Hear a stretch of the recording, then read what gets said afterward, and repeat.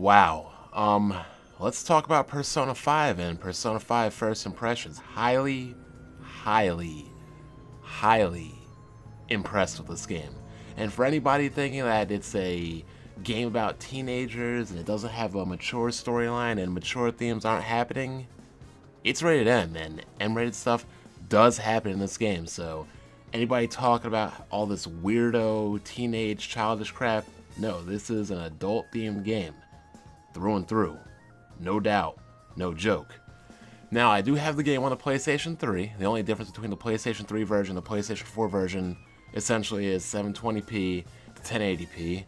Both games run at 30 frames per second, so I am not buying a whole new console for a turn-based game that really has no effect on 30 frames per second, as after all, you're clicking through menus. But I digress. This game is very stylish, very good looking. I love the menus, I love the music, the battle themes are catchy, the characters in the game are very good.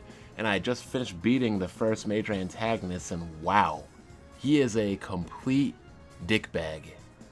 I was playing this game, my girlfriend was watching me play this game, my boy was watching me play this game, my boy's girlfriend was watching me play this game, and she was invested into this game over how much of a dickhead the first main bad guy is. Like, holy shit.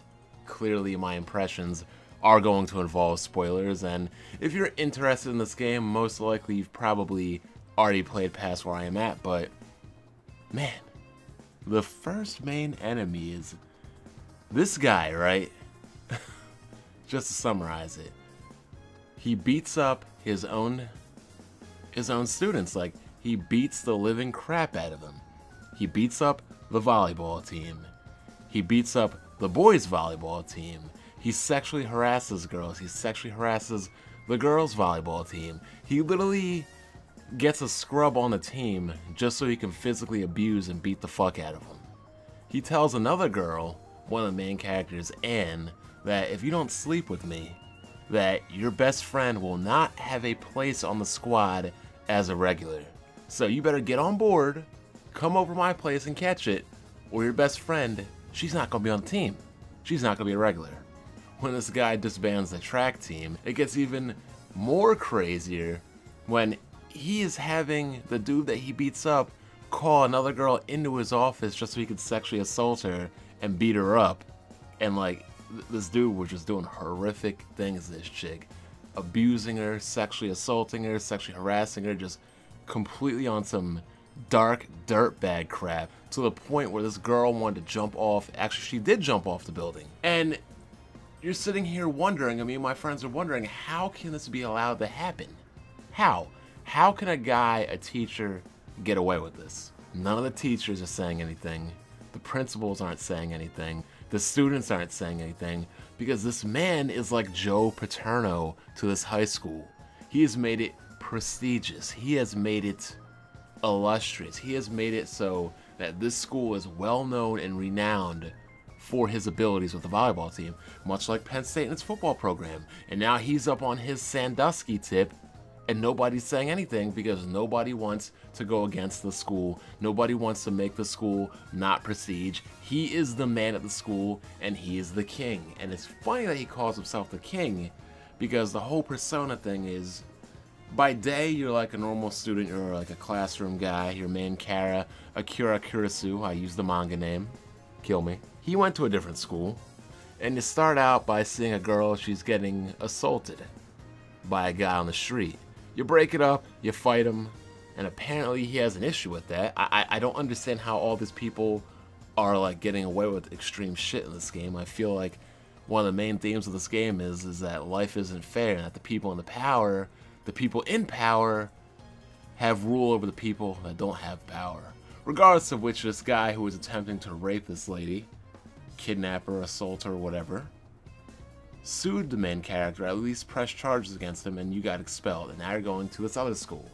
And you have like kind of an adoptive father. He's taking you in. He lets you, stay in the coffee shop. He dusted out the attic for you. Yeah, irony, huh? So you get to go to school, which is pretty cool. You get to meet people like Ryuji Sakamoto, blonde guy, kind of little renegade rebel with a big heart. You meet the cat Morgana, who you find in, I'll get to that later, and you meet Anne Takamaki, who is the resident, a beautiful girl of the high school, blonde, all that stuff everybody wants, but don't mess with the coach's bitch. That's what I've been told. So I've been told. So, more or less, you go around this game in the real world, you know, meet people, talk to people, interact with people. It's a very story-driven game, but then you go into the whole metaverse, the whole alternate world, and that is when you're able to unlock your abilities of Persona. And Persona, they're pretty much like stands in JoJo's Bizarre Adventure, except for the stands can only function in the meta world. And you know, when you're in a deep dire strait, you make a pack, you summon your Persona, and your main characters get them, and then you want to fight this dickbag who kind of also exists in the metaverse. And in his metaverse, he has essentially turned his school into the castle, and the gym is his throne room. Like, it's crazy. It's like the metaverse, like, brings out like your deepest, darkest desires and things like that. How you truly feel in your heart. And this guy, in his heart of heart, is a king in a pink Speedo and a Kageyama from Haiku cape. He is the king of the court, which is funny because he be spiking the shit out of people, especially that one scrub, hit him right in the face. I don't know why he didn't even try to receive it, whatever, but hey, it is what it is. So the battle system's pretty cool, you know, turn-based. You have your different elements, you have your different personas, you have your passing system, like Baton Pass, like Bravely Default. Actually, it's kind of not like Bravely Default. Bravely Default lets you stock turns, but this lets you pass from one turn to another. If you hit people with weaknesses, you can compound turns. If you down everybody with a weakness, you can hit them with an all-out overdrive attack. You can negotiate to get personas, kind of like how you negotiate to get monsters in Shin Megami Tensei. A lot of things you can do. Attack, you can actually use guns and things like that. I find it pretty funny how things you buy in the real world can actually function in the metaverse world. So like, you buy things from a store, which is like fake armor, fake guns, fake swords, but when you bring them into the metaverse world, it's like, it's real. And you have the cat Morgana, who's like your resident like mascot of the game and everything. Clearly is it he or she? I don't know. I mean, Morgana sounds like a female name, but the way he's just slobbering all over Anne, Lady Anne, I mean, it seems like he's a guy. But this coach, man, in his metaverse world, it's crazy. In his dream world, in his heart, in his dark desire world, he is beating the fuck out of his volleyball team.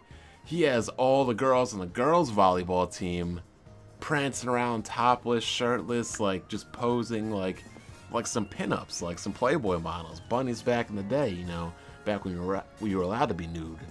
Then, not to mention that he has statues that are pretty much the lower half of a woman's body, which is the volleyball player's ass, and they're wearing red booty shorts looking like a giant heart. Like, this guy is just complete full of himself. If it's not bad enough, the chick he's trying to blackmail, saying you gotta sleep with me, otherwise your best friend's not gonna be a starter, he has a clone of her in his dream world that is completely subservient, completely obedient, and in a bikini to boot.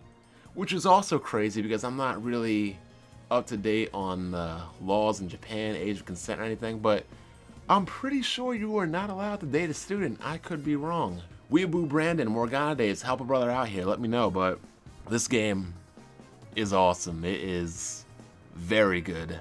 The battle system's good, the dialogue is good, although I hear that the dub translations and the localization is pretty bad, but the characters from the three people and the twins in the prison that you go in the metaverse, from the coach, from the barista, from the chick that's making the medicine, to Ryuji, you know, running around the whole track thing and exercising, to Anne, like, a lot of good characters, a lot of good stories. One thing I did have a problem with is the whole day thing. Like, you have an X amount of days. I'm thinking, hey, I'm just gonna go into his palace, into his castle, finish it all in one fell swoop, but my characters kept getting tired because you can go and get medicine for health, which you really don't need because you heal a Dia, but there was nothing I could find that could replenish mana or SP until after I beat the palace, and then, you know, I found out you could brew coffee that can replenish that. But I would get as far as I could, have to come back, rest, go back again, get as far as I can, come back, rest, and keep going back and forth. And then, you know, you can rest and everything. And then any kind of safe room or save room is essentially a fast travel point. So you can keep going back and forth, back and forth. But I thought I was going to be able to do it, you know, in one sitting. But no, couldn't do it. But also another thing I didn't like is I felt like the first palace kind of like drug to the end. Like from the time you got to that one area where you're jumping across roofs and getting to the tower, it was dragging.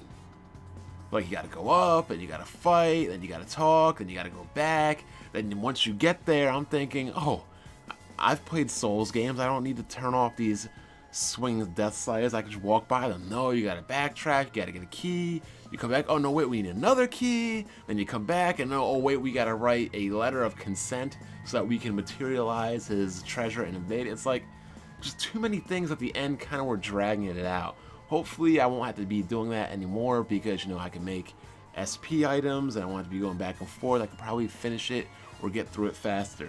My only other problem is the save system is kind of wonky at times. Like sometimes I just want to save the game and put it down, but you know, you can't exactly save in certain scenarios or save in the metaverse in certain areas unless you're at a fast travel point. It can get kind of wonky at times, but overall, I like this game. This game is awesome. This game is a very, very mature game with very, very mature themes. So, I mean, you're fighting guys that have long-ass dicks and are taking bloody shits on toilets. So, this game isn't the faint of heart, so don't let anybody fool you. But outside of a couple little qualms, but, you know, that's kind of any RPG early game that, you know, your characters aren't sufficiently leveled or powered to be able to do things, so you're kind of just feeling things out before they find their own identities and things like that. But overall, first impressions, highly recommend this game. If you're into RPGs, if you're into games with good stories, if you're into mature themes, you don't want to pass up on this one.